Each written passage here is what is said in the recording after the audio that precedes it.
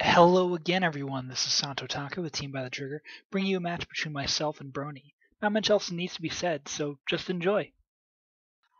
So, getting the game started here, at the bottom we have Brony using the Dark Irregular deck with the Dark Lord of the Abyss sleeves.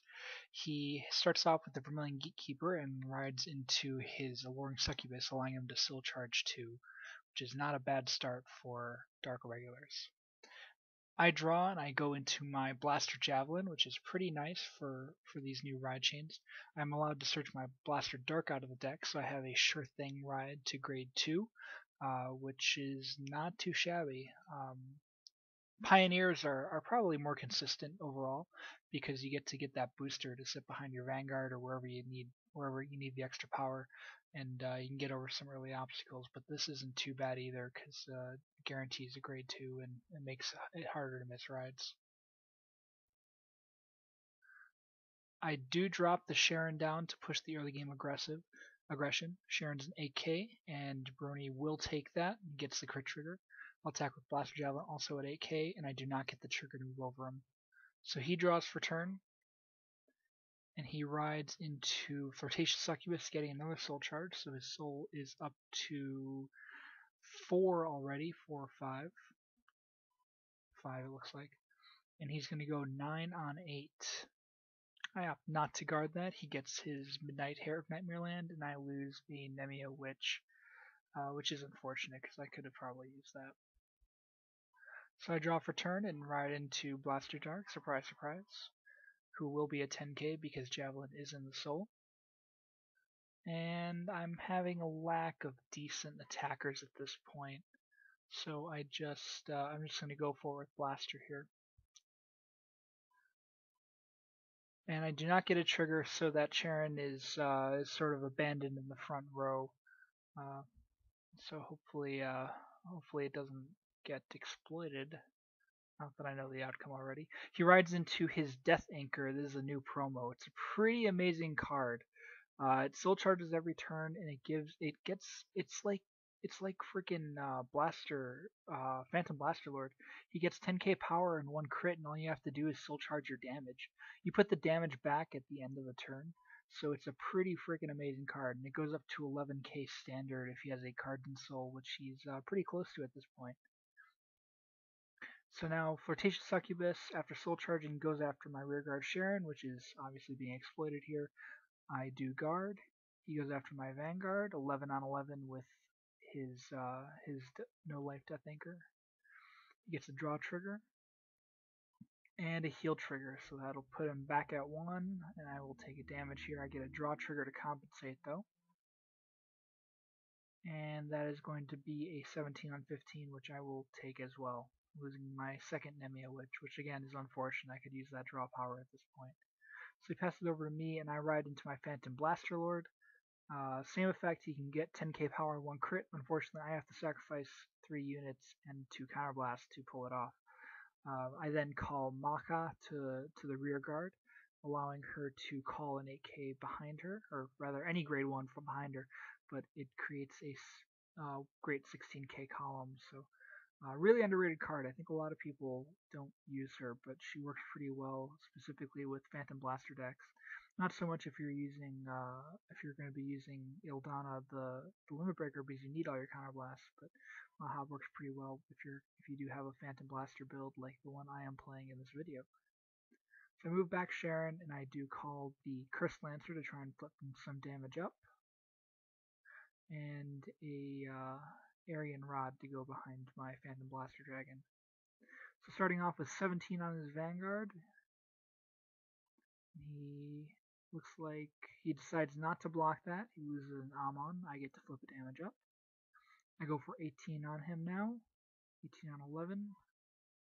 And there is a no guard. I do get the crit trigger, and I power up Maha. And a Garuru Bow, another underrated card. No triggers on his side of the field. I hit him now for 21 on 11. So it'll be at least a 15k for him. And yeah, he is block. Oh, he takes it back.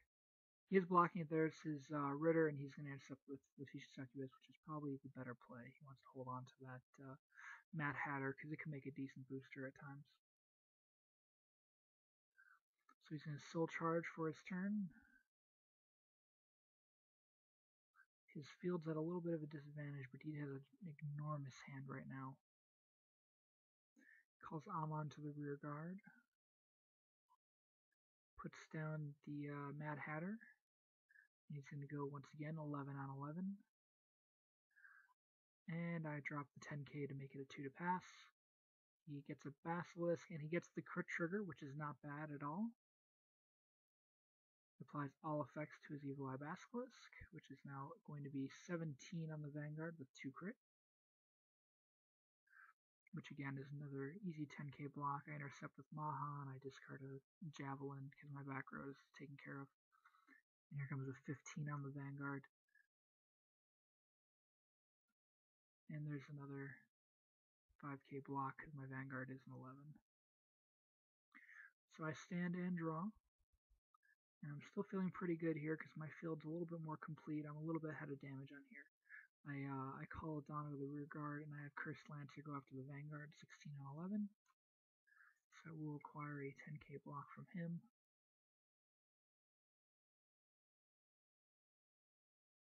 But it looks like he's thinking about taking it here. Oh, alright. Here comes the Knights. He does intercept that. And now Aryan Rod and Phantom Blast go after the Vanguard. He will use the March Hare to not take any damage here. And here comes the Twin Drive. First check. A heal trigger does not go off because I am ahead on damage. And second check, another Phantom Blaster. And finally a 23 on his 11.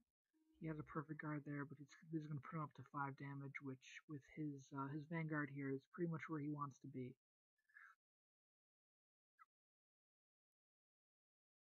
So he's going to soul charge for turn.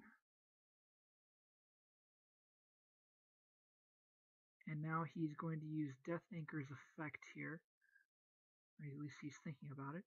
He gets to soul charge all 5 of his damage, and his Death Anchor will gain 10,000 power and an extra critical, which is pretty intimidating.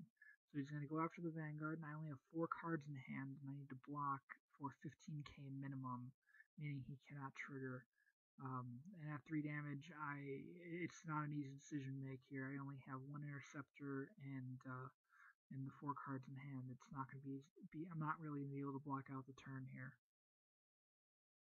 So in this situation, I do opt to not guard. He gets a March Hare, and he does get the critical trigger, so that is unfortunate. He puts the power on his Basilisk. First damage, no heal. Second damage, no heal. And final damage, the game is over. Let's take a look at the post-game stats. Both players ended up getting exactly the same amount of triggers at 4, with Brony getting a slight lead on the offense by getting 3 instead of 2. It's a matchup like this that shows you how much the game can change turn to turn. One moment things look even, then one ability, one miscalculation, and everything is turned around. Up until the end, neither player was running away with this game. Triggers showed up at each side of the field equally, both players were achieving similar power numbers, and the only real difference was timing. Brony picked the perfect time to use Death Anchor's ability, and with a little bit of help from a critical trigger, he was able to end the game in a single swing. Thank you all again for watching. As always, like, favorite, and subscribe as you see fit, and we look forward to reading your comments below. This was Santotaku with Team by the Trigger. Until next time.